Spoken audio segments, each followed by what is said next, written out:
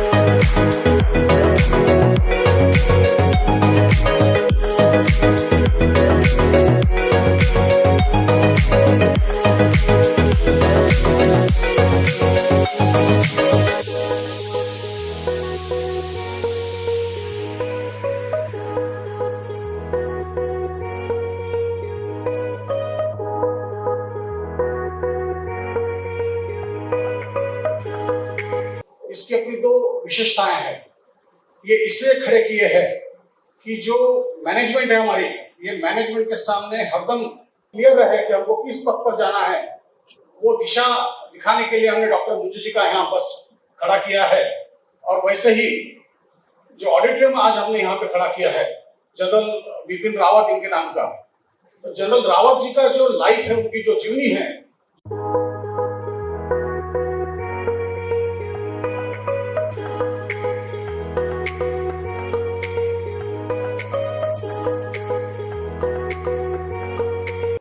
expectations have been exceeded enormously.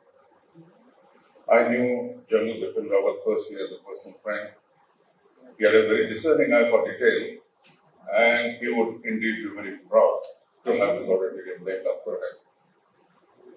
This level of construction, the way this whole auditorium, it shows that there is an enormous amount of dedication, there is passion in ensuring every activity that the school does, is done in a manner that the bar continues to rise higher and higher. Very proud of you, all the school committee, driven by Mr. Shailesh Dupleka, and I'm flabbergasted really, for lack of words to say, I didn't expect this.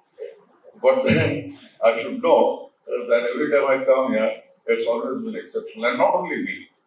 Last time the visit, a friend of mine came here. It was a chief, Vivek Chaudhary, Chief Marshal Vivek Chaudhary. He was amazed at the display that he saw. अतिथिगण, देवीय सज्जनों और मेरे प्रिय रामदंडी, आज हम doctor Moonje जो इस संस्था के संस्थापक रहे हैं और जनरल रावत की लेगेसी को स्मरण और सम्मान करने के लिए यहाँ एकत्रित हुए हैं। और मैं सौभाग्यशाली अपने आप को मानता हूँ कि मुझे इस अवसर में सहभागी होने का अवसर मिला, जिसके लिए मैं शैलेश जोगड़ेकर और मैनेजमेंट का बहुत आभारी हूँ। Retired chief of army staff, साथ ही में उपस्थित air marshal shri Dev ji, former vice chief of air staff Shri Surya Ratan Dada ji, Shailesh Jogdekar ji, Kumar Kade ji, Dilip Chauhan ji, Vivek Ranade ji, Hemant Deshpande ji, Sanjay Joshi ji, Rahul Dixit ji, colonel Amarendra Hardas ji, मंचासीन सभी महानुभाव, यहाँ पर उपस्थित सभी महानुभाव और विशेष रूप से उपस्थित हमारे सभी राम रंडीज, सभी विद्यार्थी बहनों और भाइयों, मुझे बहुत खुशी है कि आज भोसला मिलिट्री स्कूल में दो ऐसे व्यक्तियों को हम लोग याद कर रहे हैं जिन्होंने हम सभी के लिए और हम सभी के जीवन में एक नई दिशा देने का प्रयास किया। हम लोग हमेशा ये कहते हैं कि warriors are not grieve, they are celebrated. उसी प्रकार का एक सेलिब्रेशन आज यहाँ पर हो रहा है, जब हम जनरल बिपिन रावत जी के उनकी याद में इस सभागार का उद्घाटन कर रहे हैं, और दूसरी ओर जिन्होंने भोसला मिलिट्री स्कूल का ये पौधा लगाया, ऐसे वाशी मुंजे जी, इनके भी प्रतिमा का अनावरण हो रहा है। हम सभी लोग जानते हैं कि वाशी मुंजे जी, इन्होंने जिस समय भोसला मिलिट्री स्कूल की नींव रखी, पराधीनता का समय था, भारतीय स्वतंत्रता की लड़ाई भी चल रही थी, और ऐसे समय कई विचार उस समय सामने आया करते थे, और विशेष रूप से कई लोग ये मानते थे कि आजादी की लड़ाई ये एक बहुत शॉर्ट टर्म गोल है। आजादी की लड़ाई में हम जीतेंगे, आजादी मिलेगी, लेकिन 1000 साल का इतिहास अगर हम देखें तो लगातार हम आजाद हुए, फिर गुलाम हुए, फिर आजाद हुए, फिर गुलाम हुए। तो कहीं ना कहीं एक ऐसी लड़ाई लड़ने की आवश्यकता है कि जिसमें हमारा समाज इतना सक्षम हो कि फिर हमें गुलामी में नहीं जाना पड़े।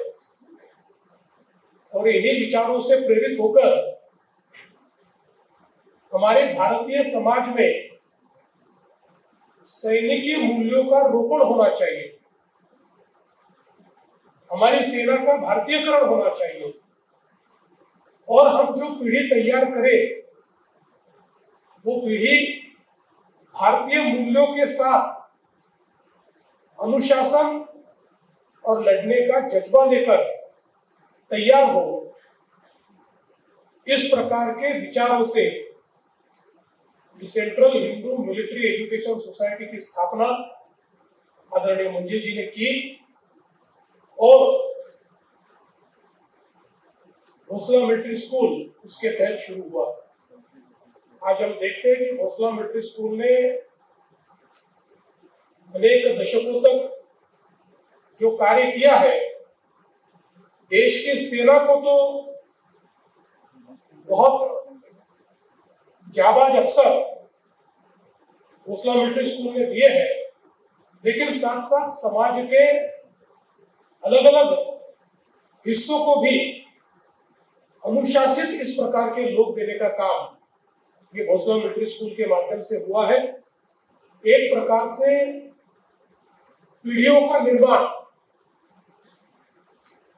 हमारी विरासत के साथ साथ आधुनिकता को स्वीकारने वाली इस प्रकार की जनरेशन तैयार करने का काम ये भोसला मिलिट्री स्कूल कर रहा है। और हम लोगों ने देखा कि नागपुर का भी भोसला मिलिट्री का ये जो स्कूल है 1995 में शुरू हुआ और आज पूरे मध्य भारत में स्कूल का एक अपना वजूद है, एक अपनी पहचान है। और संस्थापक वाशी मुंजे जी, इनकी प्रतिमा का लगना ये भी बहुत महत्वपूर्ण है। मैं ऐसा मानता हूं कि कोई ये कह सकता है कि ये प्रतिमा 30 साल बाद क्यों लगी, पर मैं ये कहूँगा कि यही उचित समय है कि उनके सपनों को पूरा करने का काम करने के बाद उनकी प्रतिमा यहाँ पर लग रही है। तो मैं ऐसा मानता हूँ कि उनको भी जहाँ भी होंगे, स्वर्ग में होंगे, उनको भी इसका संतोष रहेगा। साथ साथ जनरल बिपिन रावत जी, मेरी स्वयं की उनकी मुलाकात भोसला मिलिट्री के ही कार्यक्रम में हुई और उसके बाद काफी समय तक हम लोग चर्चा कर रहे थे।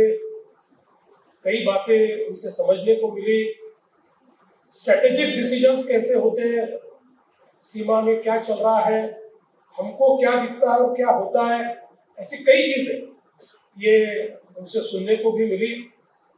और मुझे ऐसा लगता है कि भारत के इतिहास में उन्होंने चीफ ऑफ आर्मी स्टाफ के रूप में एक अपनी अलग पहचान बनाई।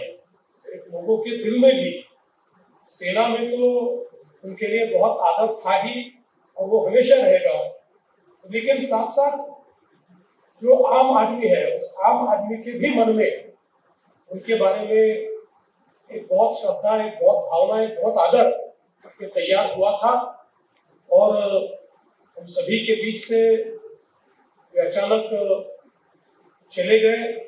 एक बड़ा सदमा पूरे भारत में महसूस हुआ। पूरे भारत को ये लगा कि हमने भारत की किसी एक बहुत बड़े सितारे को खोया है, एक अनुपम इस प्रकार के व्यक्तित्व को हमने खोया है। और मुझे इस बात का बहुत संतोष है कि उनकी याद को ताजा रखने के लिए और बार बार हमारे दोनों प्रमुख अतिथियों ने उनके व्यक्तित्व के बारे में जो चीजें कही, क्योंकि ये दोनों ऐसे हैं कि जिन्होंने उनके साथ काम किया हुआ है, तो उस व्यक्तित्व में जो खूबियां थी उन खूबियों को हम याद करें और उनके जैसा बनने की कोशिश करें। यही मैं ऐसा मानता हूं कि उनका नाम इस सभागार को देने का मतलब है। और मुझे विश्वास है कि भोसला मिलिट्री स्कूल के माध्यम से जो कार्य चल रहा है वो आगे भी निरंतर चलेगा। श्री देव जी ने जो बात कही, मैं कल ही उसका साक्षी रहा हूं, जब हम सोलर इंडस्ट्रीज में प्रधानमंत्री जी के साथ गए थे और आत्मनिर्भर भारत क्या है ये हमको वहां पर देखने को मिला। जिस प्रकार के एम्यूनेशन वहां पर तैयार हुए थे, आर्म्स तैयार हुए थे, जिस प्रकार की मिसाइल्स हमको वहां देखने को मिले, दुनिया के सबसे आधुनिक इस प्रकार के कई शस्त्र आज हमारे देश में बन रहे हैं और हम दुनिया को एक्सपोर्ट कर पा रहे हैं।